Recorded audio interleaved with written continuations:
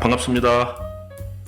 오늘은 많은 분이 가장 궁금해하고 또 실수하기 쉬운 주제를 들고 왔습니다. 바로 절대 사면 안 되는 땅 7가지입니다. 최근 귀농귀촌을 꿈꾸는 분들이 많아지면서 저렴한 땅을 찾으시는 경우가 부쩍 늘었습니다. 그런데 겉보기엔 그럴듯해 막상 계약하고 보면 머리만 아파지는 그런 땅들이 수두룩합니다. 이런 말 있지 않습니까? 싸고 좋은 땅은 없다. 특히 땅 투자에서는 이 말이 진리입니다. 오늘은 여러분의 소중한 돈과 시간을 지켜줄 피해야 할 땅 7가지를 핵심만 콕콕 집어 드리겠습니다. 가장 먼저 말씀드릴 땅은 맹지입니다. 맹지는 한마디로 길이 없는 땅이 되겠습니다.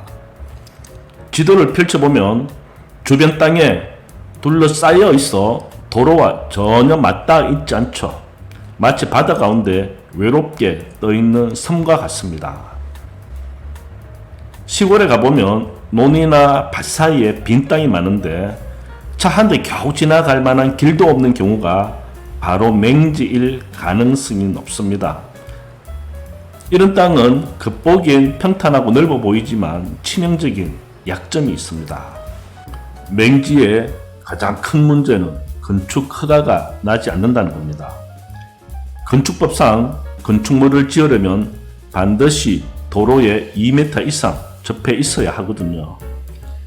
진입로가 없으니 집은커녕 작은 창고 하나 짓는 것도 불가능합니다. 심지어 나중에 팔려고 해도 사려는 사람이 없어 매물단지로 전략하기 쉽습니다. 혹시나 옆 땅 주인에게 길을 좀 내달라고 하면 되지 않나 이렇게 생각하실 수도 있습니다. 하지만 현실은 녹록지가 않습니다. 옆집 주인이 순수히 허락해주면 다행이지만은 대부분 땅 한 뼘도 내주려 하지 않거든요. 길을 내달라고 사정하면은 땅값을 아예 시세 2배, 3배 올려 부르거나 담을 딱 쌓고 버티는 경우도 많습니다. 결국 옆 땅 주인에게 어리되어 끌려다니게 되는 거죠. 아무리 싸게 나왔다 하더라도 맹지는 피하시는 게 상책입니다. 길 없는 땅은 평생 짐이 될 수밖에 없거든요. 두 번째는 도로 예정지입니다. 지적도나 토지 이용 계획 확인원을 떼보면 도로 예정이라고 표시된 땅들이 있습니다. 보통 이런 땅을 보면 와, 앞으로 도로가 생기면 땅값 정말 오르겠네 기대를 많이 하십니다. 하지만 현실은 정반대입니다. 도로가 생기면 그 땅은 내 것이 아니라 국가에 수용당하게 되죠. 즉 나라의 땅을 빼앗깁니다. 물론 빼앗긴 만큼 보상을 해주기는 하지만 시세대로 받는 게 아니라 감정평가액으로 받습니다. 감정가라는 게 보통 시장에서 거래되는 시세보다 조금 낮게 측정되고 그래도 요즘은 어느 정도 시세에 좀 많이 따라가주는 편입니다. 게다가 도로가 언제 생길지 계약도 없습니다.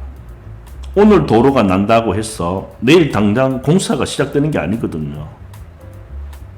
빠르면은 몇 년이지만은 또 길게 30년, 40년이 지나도 아직 도로가 생기지 않아 그대로 방치된 땅들이 수두룩합니다. 결국 개발을 못하고 팔려고 해도 살 사람이 없고 보상금은 시세보다 적게 받는 이런 악순환에 빠지게 됩니다. 개발 호재라는 말에 현혹되지 마시고 도로 예정지에 걸린 땅은 한 번 더 유의해서 잘 살펴보셔야 합니다. 세 번째는 군사보호구역입니다. 특히 경북, 강원도, 경기 북부 쪽에 이런 땅이 많습니다. 말 그대로 군사시설을 보호하기 위해 지정된 구역이 되겠습니다. 이런 땅은 겉으로 멀쩡해 보이지만은 개발 행위에 엄청난 제약이 따릅니다. 집을 짓거나 건물을 올리는 건 물론이고 나무 한 그루, 심거나 깎는 것도 국방부나 군부대의 허가를 받아야 됩니다. 심지어 농사 짓는 것조차 통제될 때가 있고요. 허가를 받으면 되지 않나 생각하실 수도 있지만은 군부대는 군사작전에 방해가 될 만한 행위는 절대 허가해 주지 않습니다. 내 땅이라도 내 마음대로 할 수 없는 겁니다. 국토교통부나 지자체가 아니라 국방부의 허가를 받아야 하는 땅, 내 땅이면서 내 마음대로 못하는 땅은 사는 게 아닙니다. 네 번째는 상수원 보호구역입니다. 우리 모두가 마시는 깨끗한 물을 보호하기 위해 지정된 곳으로 주로 댐이나 강 주변에 많습니다. 이 구역은 환경 규제가 상상을 초월할 정도로 아주 엄격합니다. 상수원이 오염되지 않도록 화장실 하나 새로 짓는 것도 까다롭고 가축을 키우는 축사나 공장 같은 오폐수 시설은 아예 불가능합니다. 펜션이나 식당 같은 상업적인 시설도 허가가 잘 나오진 않습니다. 깨끗한 물은 소중하지만 내 땅이 상수원 보호구역이라면 투자 가치가 아닌 보존만 하게 될 수가 있습니다. 다섯 번째는 문화재 보호구역입니다. 오래된 절이나 고분군, 유적지 주변의 땅이 여기에 속합니다. 주변 풍경이 아름다워 여기에 전원주택 지으면 정말 좋겠다 싶을 수 있습니다. 하지만 땅을 사서 건축 허가를 신청하면 문화재 보호구역이므로 건축 불가라는 답변을 듣게 될 확률이 높습니다. 더 무서운 사실은 어렵사리 집을 지었다 하더라도 나중에 그 땅에서 유물이 발견되면 이야기가 달라진다는 겁니다. 국가가 지정한 발굴 작업이 시작되면 강제로 집을 철거당하고 발굴 기간 동안 땅을 마음대로 사용할 수도 없습니다. 문화재는 우리 모두의 소중한 유산이지만은 내 땅이 문화재 보호구역이라면 그냥 바라만 보는 게 좋습니다. 여섯 번째는 묘지 있는 땅입니다. 시골 땅을 보러 가면 땅 한가운데 봉분이나 비석이 있는 경우가 종종 있습니다. 이때 매도자는 보통 이장하면 된다고 쉽게 말하곤 합니다. 하지만 실제로 묘를 옮기는 건 보통 일이 아닙니다. 이장 허가 절차도 복잡하고 후손이나 유족들이 동의하지 않으면 아예 손을 댈 수가 없습니다. 그리고 또 무엇보다도 묘지가 있는 땅은 심리적으로 꺼려하는 사람이 많습니다. 괜히 찜찜하다 이런 이유로 거래가 잘 되지 않죠. 또 전원주택 구입하러 갔다가도 그 인근에 무덤이 눈으로 좀 보인다 하면은 상당히 거래하기가 힘듭니다. 결국 이장 비용은 비용대로 들고 땅값은 계속 떨어지고 팔리지도 않는 이런 악순환이 자꾸 반복이 됩니다. 묘지 있는 땅은 섣불리 손댔다가 평생 후회할 수 있으니 웬만하면 피하는 게 좋습니다. 마지막은 하천부지나 국어부지입니다. 국어는 작은 수로나 도랑을 의미하는데요. 겉으로 보면은 그냥 잡초만 무성한 빈 땅처럼 보입니다. 흔히 마른 구구라 하죠. 하지만 이 땅들은 사실상 나라 땅입니다.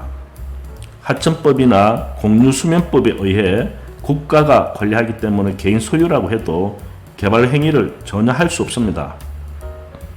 그리고 무엇보다 홍수 위험이 매우 큽니다. 비가 조금만 많이 와도 순식간에 물에 잠겨버리죠. 이런 땅은 투자 대상으로 아예 생각하지 않는 게 좋습니다. 자, 정리하면 말씀드린 이 7가지 땅은 겉보기엔 싸고 좋아 보여도 사두면 평생 발목을 잡힐 수가 있는 땅들입니다. 특히 귀촌이나 귀농을 꿈꾸며 싸니까 괜찮겠지 하고 덜컥 계약했다가 큰 후회를 하시는 분들을 많이 봤습니다.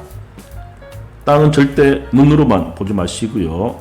계약하기 전에 반드시 토지 이용 계획 확인원을 꼼꼼히 확인하고 직접 현장 답사를 가시고 또 주위 가까이 있는 공인중개사한테 꼭 문의를 받아보십시오. 오늘 영상이 여러분의 소중한 자산을 지키는 데 도움이 되셨으면 좋겠습니다.